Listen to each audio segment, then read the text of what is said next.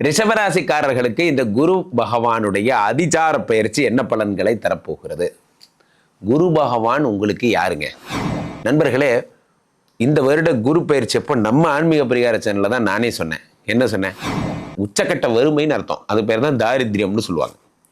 அந்த தாரித்ரியம் என்ன மறைந்து விபரீத ராஜயோகம் மாறினால் அதுக்கு நான் என்ன செய்யணும்? குரு பகவானுடைய ஹோரையில், குருவினுடைய நாள் வியாழக்கிழமை குரு ஹோரையில் உலகெங்கிலும் இருக்கும் ஆன்மீக பரிகார நேயர்கள் அனைவருக்கும் வணக்கம். நான் உங்கள் ராம்ஜி. வருகின்ற அக்டோபர் 18ஆம் தேதி குரு பகவான் மிதுன ராசியிலிருந்து கடக ராசிக்கு அதிசாரமாக செல்லுகிறார். இதுதாங்க குரு பயிற்சி தான் இது. அவ்வகையிலே யார் யாருக்கெல்லாம் குழந்தை பிறக்க போகுது, யார் யாருக்கெல்லாம் வெளிநாட்டு யோகம் கிடைக்க போகிறது, யார் யாரெல்லாம் சூப்பராக இருக்க போகிறோம் அப்படிங்கிறத ராசி ரீதியாக நாம் பார்த்து விடலாம். ரிஷபராசிக்காரர்களுக்கு இந்த குரு பகவானுடைய அதிசார பயிற்சி என்ன பலன்களை தரப்போகிறது? குரு பகவான் உங்களுக்கு யாருங்க? நமக்கு அவருக்கு ஆகாது. ஏன்னா ரிஷபராசிக்காரர்களை பொறுத்த வரைக்குமே நம்ம அசுரகுரு சுக்கராச்சாரியர் சில்ட்ரன்ஸ், அவர் தேவகுரு பிரகஸ்பதி இருந்தாலும் அவர் 8 குடைவரும் மற்றும் 11 குடைவராக இருக்கிறார். நண்பர்களே, இந்த வருட குரு பயிற்சி அப்போ நம்ம ஆன்மீக பரிகார சேனல்ல தான் நானே சொன்னேன். என்ன சொன்னேன்? குரு பகவான் 2ஆம் இடத்தில் வருகிறார். பொன்னார் மேனியன் 2ஆம் இடத்தில் இருக்கும்போது தங்கம் வாங்க, ரிஷபராசிக்கு வாங்க எல்லாம் சொன்னேன். தங்கம்லாம் வாங்கிட்டீங்களான்னு எனக்கு தெரியல. ஆல்மோஸ்ட் வாங்காதவங்க இப்போ வாங்க போறீங்க. சார் இப்படி ஆசை காமிச்சே கொண்டு வந்து விட்டுட்டீங்க சார். திரும்பி பார்த்தா ஆகஸ்ட் மாதம் வந்துருச்சு. ரைட்டு, செப்டம்பர், அக்டோபர், நவம்பர் நம்ம ஹாப்பி நியூ இயர் பலன்களை நம்ம பேச தான் போகிறோம்.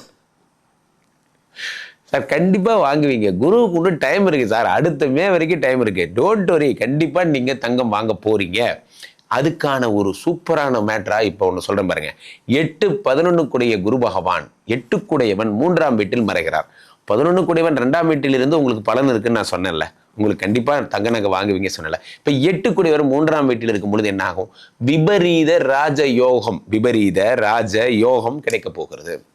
ஜோதிட சாஸ்திரத்திலே 3, 6, 8, 12 குடையவர் தனக்குள் தான் மறைந்தால் அதை விபரீத ராஜயோகமாக கருதுகிறார்கள். விபரீத ராஜயோகம்.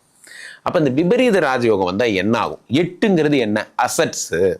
8ங்கிறது என்ன? அசட்ஸ். சார் தாரித்ரியம்னு பேர். அம்பாளுக்கு இந்த லக்ஷ்மி இருக்காலே, இந்த லக்ஷ்மிக்கு ஒரு பேர் இருக்கு. என்ன சொல்லுங்க? தாரித்ரிய துவம்சினியாய் நமஹா. நம்ம அர்ச்சனை பண்ணும்போது சொல்றோம், ஓம் தாரித்ரிய துவம்சினியாய் நமஹா. அப்படின்னா என்ன? தாரித்ரியம்னா காலங்காத்தால வேண்டாம் விடுங்க. தாரித்ரியம் அப்படின்னா என்னன்னா உச்சக்கட்ட வறுமைன்னு அர்த்தம். அது பேர் தான் தாரித்ரியம்னு சொல்லுவாங்க. அந்த தாரித்ரியம் என்ன மறைந்து விபரீத ராஜயோகம் மாறினால் குபேர சம்பத்து என்று பொருள். சார் குட்டுக்கு ஆப்போசிட் என்ன சார்? பேடுக்கு ஆப்போசிட் என்ன சார்? குட்டு. அவ்வளோதான். அப்போ அந்த பேடாக இருக்கிற ஒரு விஷயம் 3ஆம் இடத்தில் மறையும் பொழுது குட் ஆயிடுது. செல்வ வளத்துக்கு ஆப்போசிட் என்ன? வறுமைக்கு ஆப்போசிட் என்ன? செல்வ வளம். சரியா போச்சு, அவ்வளோதான். இதை நீங்கள் இப்படி புரிஞ்சுக்கணும். அப்போ வறுமையை தரக்கூடியவர் மாறினால் செல்வ வளம் வருகிறது. அப்போது நான் திடீர்னு சொத்து வாங்க போகிறேன் சார், ஃப்ளாட் வாங்க போகிறீங்க. ஒன்றும் முடியலன்னா லேண்ட் வாங்க போகிறீங்க. ஒன்றுமே முடியலன்னா நகையாவது மீட்டுவீங்க சார். எதுவும் உங்கள் லெவலில் ஏழைக்கேற்ற எல்லோருண்டன்னா சரி, எல்லாருக்கும் ஒரே மாதிரி நடக்க போகிறது இல்லை. நம்ம என்ன பண்ணுறோம்? நம்ம என்ன பெஞ்ச் மார்க் வைக்கிறோம்? அப்போ 8 கோடி 3ஆம் வீட்டில் வரையும் போது நான் வந்து பங்களா வாங்கிடுவேனா? உங்களுக்கு எலிஜிபிலிட்டி இருக்கா? சிபில் ஸ்கோர் இருக்கா? எவ்வளோ பாயிண்ட் இருக்கு? நம்மளால் என்ன முடியுதோ அதுதான் நடக்கும். ஆனால் உங்களால் என்ன முடியுதோ அது கண்டிப்பாக நடந்துடும். நன்றாக புரிந்து கொள்ள வேண்டும் நண்பர்களே. 8 கோடியவன் 3ஆம் வீட்டில் மறையும் பொழுது ஒரு எறும்புக்கு ஒரு சக்கரை துணுக்கு, ஒரு கரும்பு துணுக்கே பெரிய விஷயம். யானைக்கு சக்கரை காடை பத்தாது, கரும்பு காடை பத்தாது, அது வேற விஷயம். யானை வேறு, எறும்பு. ஆனால் மனதளவில் இதுவும் சாட்டிஸ்ஃபைடாக தான் இருக்கு, அதுவும் சாட்டிஸ்ஃபைடாக தான் இருக்கு. இதுக்கு தேவையானது கிடைச்சிருச்சு, அதுக்கு தேவையானது கிடைச்சிருச்சு. அப்போ குரு பயிற்சி அப்படின்னாலே நமக்குள்ளே ஒரு ட்ரீம் என்னன்னா, நம்ம பெரிய அம்பானி தம்பி கும்பானி மாரி நினச்சிக்கிறோம். நம்ம என்ன நினச்சிக்கிறோம்? பெரிய கப்பல் வாங்க போகிறோம், ஏரோப்ளேன் வாங்க போகிறோம். அதெல்லாம் நடக்காதுங்க. நமக்கு என்ன வியாபாரமோ, நமக்கு என்ன சம்பளமோ அதில் நான் நிறைவாக இருந்தேனா, நான் ஆசைப்பட்டேன் என் சம்பளத்துக்கு நான் ஒரு சிங்கிள் பெட்ரூம் அது நடக்குமா நடக்காதா? நடந்துடும். இப்போ நடந்துடும். அவ்வளோதான், விடுங்க sir. Don't compare with any one. லைஃப்பில் யார் கூடயும் கம்பேர் பண்ண. அவன் லைஃப்பை வாழ பிறந்திருக்கான், நான் என் லைஃப்பை வாழ பிறந்திருக்கேன். சின்னஞ்சீரு கூட்டுக்குள்ளே சொர்க்கம் இருக்கு சொல்றேன். அட சின்ன சின்ன அன்பில் தானே ஜீவன் இன்னும் இருக்கு. சின்னஞ்சிறு கூடு தான் சார், எங்கள் வீடு, இது எங்கள் வீடு, அதுதான் சந்தோஷம். அதில் அது சின்ன வீடு இருந்துட்டு போகுது சார். இப்போ என்ன, நானும் என் மனைவியும் குழந்தையும் இருக்கிறோம்ல, அப்போ இந்த வீடு யார்? தெய்வங்கள் வாழும் வீடு. அவ்வளோதான், விடுங்க. பெரிய வீடாக இருந்தால் தான் சந்தோஷம் இருக்கேன் என்ன, சின்ன வீட்டிலே கூட சந்தோஷமாக இருக்கலாம் சார். 8ஆம் வீட்டிலே 8 3ஆம் வீட்டில் மறையும் பொழுது வாழ்க்கையில் அடுத்த படிநிலைக்கு செல்றீங்க. பாய்ஸாக இருக்கிற பசங்க தான் என்ன பண்ணுறாங்க, கல்யாணம் பண்ணதுக்கப்புறம் மென் ஆகிடுறாங்க, குடும்பத் தலைவர் ஆகிறாங்க. கல்யாணம்ங்கிறது ரெஸ்பான்சிபிலிட்டி, குழந்தைங்கிற ரெஸ்பான்சிபிலிட்டி, அடுத்து சொந்த வீடுங்கிறது அடுத்த ரெஸ்பான்சிபிலிட்டிக்கு வராங்களா இல்லையா? அடுத்த படிநிலைக்கு வந்து தானே ஆகணும். அப்போ சொந்த வீடு வாங்குற படிநிலைக்கு நீங்கள் வரப்போறீங்க. ரிஷபராசிக்கார ஆண்கள் எல்லாம், இது வரைக்கும் நான் வீடே கட்டல சார் அப்படின்னா இப்போ வீடு கட்ட போறீங்க. 8 3ஆம் வீட்டில் மறைந்து அசட்ஸ் எல்லாத்தையும் திரும்ப மட்டும் பாருங்க. நகை 3 ஆண்டு கடைசி நேரத்தில் பிஎஃப் பணம் வந்து காப்பாத்து சார் நகையை. இப்போ நகை பொழைச்சிக்கிச்சு சார், நகை பொழைச்சிக்கிச்சு, நகையோடு சேர்ந்த சந்தோஷம் வந்துருச்சு. உங்கள் மனைவி கழுத்தில் அழகா போட்டு சூப்பராக இருக்குடி, ஏஞ்சல் மாதிரி இருக்குடி, நீதான் இந்த ஏஞ்சல். சும்மா சொல்லுங்க சார். நம்ம பார்த்து ரசிக்காம வேற என்ன?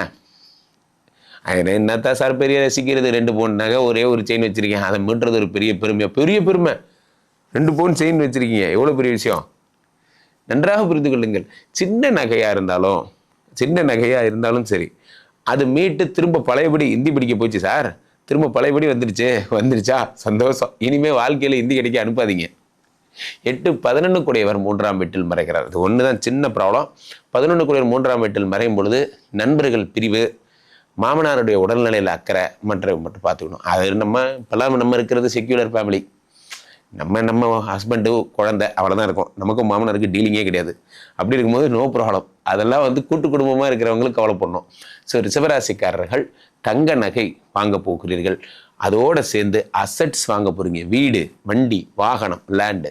அதுக்கு நான் என்ன செய்யணும்? குரு பகவானுடைய ஹோரையில், குருவினுடைய நாள் வியாழக்கிழமை, குரு ஹோரையில் நெய்விளக்கு ஏற்றுங்கள். குரு பகவானை வணங்கி, குருவே சரணம், குருவே சரணம் வணங்குங்க. குரு பகவானுடைய பொன்னான பார்வையால் வீடு கட்ட போறீங்க, கிரகப்பிரவேசத்துக்கு தயாராகுங்க. குரு அதிசார பயிற்சிக்கான பலன்களை உங்கள் ராசிக்கு பார்த்தீர்கள். இந்த குரு பகவானை பொறுத்த வரைக்குமே வேண்டிக் கொண்டே இருக்க வேண்டும். குருர் பிரம்மா குருர் விஷ்ணுர் குருர் தேவோ மகேஸ்வரஹா குரு சாட்சாத் பரபிரம்மா தஸ்மை ஸ்ரீ குரவே நமஹா. குருவை வேண்டிக் கொண்டே இருக்க வேண்டும். ஆலங்குடி செல்லுங்கள், திட்டை செல்லுங்கள், அல்லது பாடி, நம்ம சென்னையில் இருக்கிற திருவலியதாயம் பாடியில் இருக்கக்கூடிய ஆலயத்திற்கு செல்லுங்கள். கீழே போயிட்டு இருக்க இந்த 2 நம்பரை கூப்பிடுங்க. உலக புகழ் வாய்ந்த நமது ஸ்ரீமடம் அப்படின்னா விஷ்ணுமாயா சாத்தனுக்குரிய ஒரே மடம் இந்த ஸ்ரீமடம் தான். இந்த ஸ்ரீமடத்தில் விஷ்ணுமாயா 6 அடி உயர பெரிய சிலையா வேற எங்கேயுமே கிடையாதுங்க, உலகத்தில் வேற எங்கேயும் கிடையாது. 6 அடி உயர பெரிய கல் சிலையாக இங்குதான் எழுந்தருளுகிறார் விஸ்வரூபமாக. வருபோருக்கெல்லாம் அனுகிரக மூர்த்தியாக கேட்பவற்றை கொடுத்து கொண்டே இருக்கிறார் இந்த விஷ்ணுமாயா. உங்களுக்கு எந்த பிரச்சனை வந்தாலும் சரி, இந்த சாத்தனுடைய ஸ்ரீமடத்திற்கு வந்து உங்கள் பிரச்சனைகளுக்கான தீர்வுகளை பெறுங்கள். 48 நாள் பூஜை பண்ணி தரோம். எல்லா பிரச்சனைகளிலிருந்து விடுபடுங்கள். உடனே அழைங்க. உங்களுடைய அழைப்பிற்காக காத்து கொண்டிருக்கிறேன். மீண்டும் ஒரு நல்ல பதிவில் சந்திப்போம். நன்றி, வணக்கம்.